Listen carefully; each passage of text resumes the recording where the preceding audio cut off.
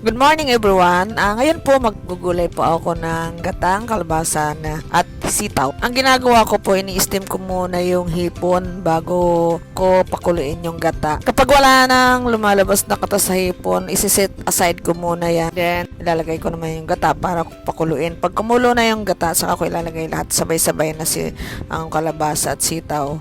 At saka ilalagay ko na rin yung hipon. Ganyan ang paraan ko ng pagluluto kapag gatang kalabasa at sitaw na may sahog na hipon, para hindi na po kumatas yung hipon sa gata, kasi pag yung pinagsabay-sabay mo yung katas ng hipon mapupunta sa gata, so lumalabnaw yung gata. I-try nyo rin yung aking paraan ng pagluluto ng ganyang klaseng gulay. So kahit na alimasa, ganyan din ang ginagawa ko, pinapatuyo ko muna, ini-steam ko muna yung alimasag or alimang, para hindi, kasi yung mga ganyang klaseng seafoods talagang kumakatas yan. So pag kumatas yan, nagiging malabnaw na yung gata. Okay lang kung 2 beses mo gagataan. So sa una pa lang ilagay mo na yung sahog na alimasag, hipon or alimango. Depende pa rin sa lulutuin mong gulay. Katulad niya kalabasa at sitaw, napakadali lang maluto ang sitaw at kalabasa. So hindi mo kailangan maggata ng 2 beses. Ayan po, pakukuloy mo, halu-haluin mo lang yan, and then wait mo lang na maluto yung gulay. Takpan mo lang ng saglit, and then balikan mo after 5 minutes, and then luto na po yan. Yan, okay na, luto na siya.